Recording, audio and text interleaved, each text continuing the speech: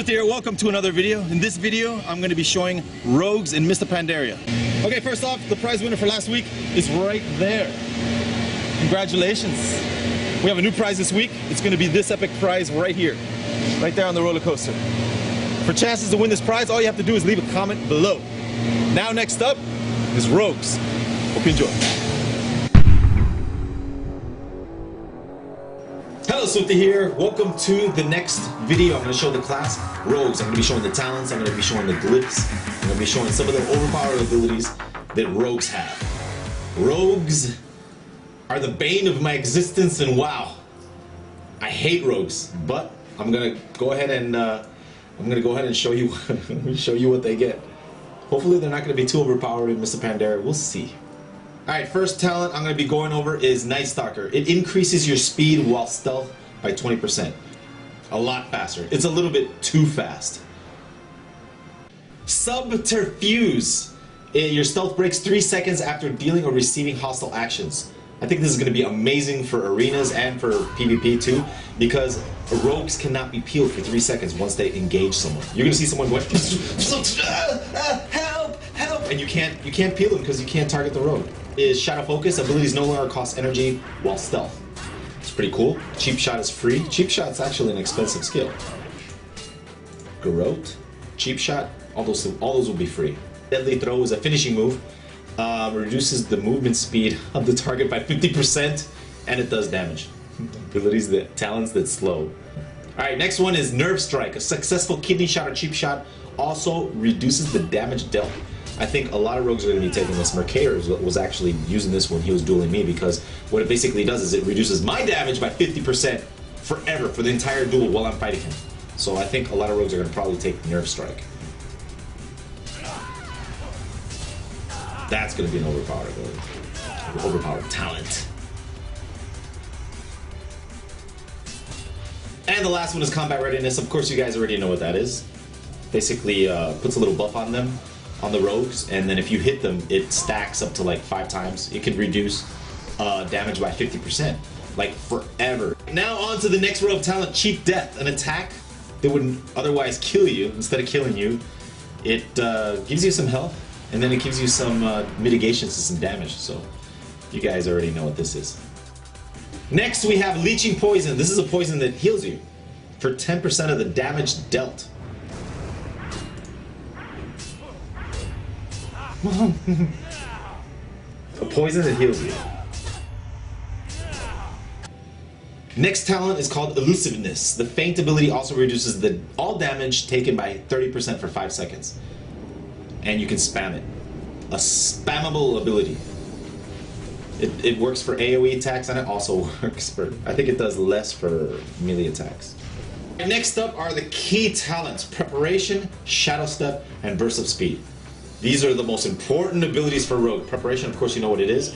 It resets the cooldown of Sprint, Vanish, Cloak of Shadows, Evasion, and Dismantle. But that's it. So you have to choose between Preparation and Shadow Step. The last one's okay. I'll show you what that is.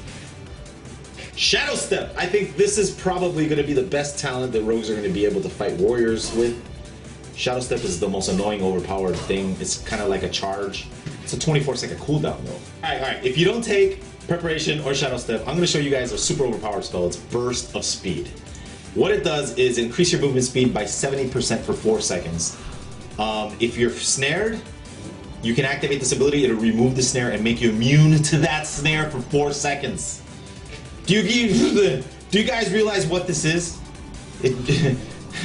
Why don't warriors get something like this? Look at this.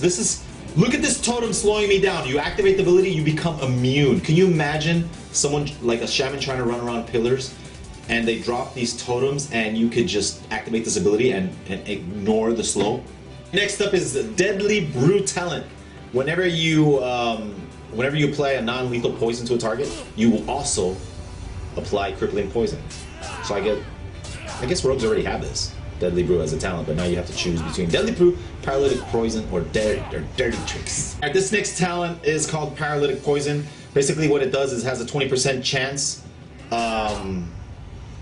Each of your strikes has a 20% chance to apply a stack of a poison, which lasts 15 seconds. If you get 4 stacks, the target is automatically stunned for 4 seconds. If you use Shib, it'll automatically root them for 4 seconds. Next one is Dirty Tricks. Your Gouge and Blind no longer have energy cost, and no longer break from damage dealt by your poison and bleed effects.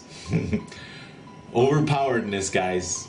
Now rogues don't have to switch out daggers to take off, you know, the poisons that apply damage. Now they could just leave those poisons on there, blind you, and you'll take all the damage in the world, and then rogues will just stealth and reopen on you.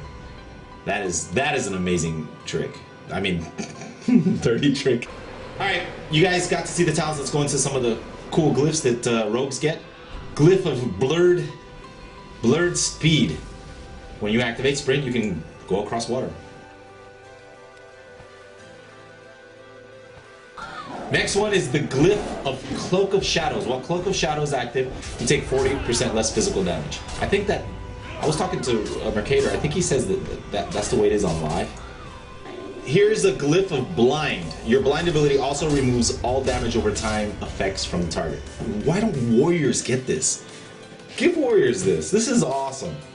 Alright, glyph of Cheap Shot reduces the energy cost of your cheap shot by 50%. What? I think cheap shot is like 40 energy. Alright, here's another glyph which helps rogues make people go slower. Glyph of Debilitation. Your Eviscerate and your Envenom abilities also reduce the target's movement speed by 50% for 6 seconds. Alright, glyph of Exposed Armor. It applies 3 stacks instead of 1. I want this on my warrior. I want to sunder once and apply 3 stacks. Why can't warriors get this? Alright, Garrote. Increase the silence of your Garrote ability's silence effect by 1.5 seconds. Increase the duration. What does that mean? A 4.5 second silence? Okay, Gouge. Your Gouge ability no longer requires the target to be facing you.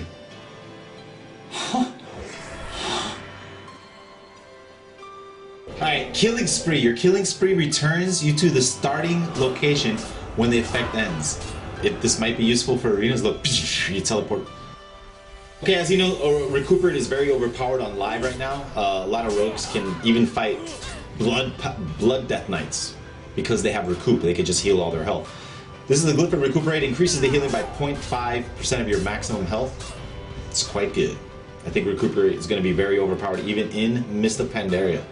Alright, glyph of Sprint. Increase the movement speed of your sprint by an additional 30%. Like if 70% wasn't enough. Now rogues can move it 100%! Very, very fast. Here's glyph of Stealth. Rogues, when they stealth, it's pretty much on a like 6-second cooldown. They can stealth every 6 seconds, but with the glyph of Stealth, you remove 4 seconds from the cooldown, so it makes it a 2-second cooldown. Wow. Glyph of Vanish. Increase the duration of your Vanish effect by 2 seconds.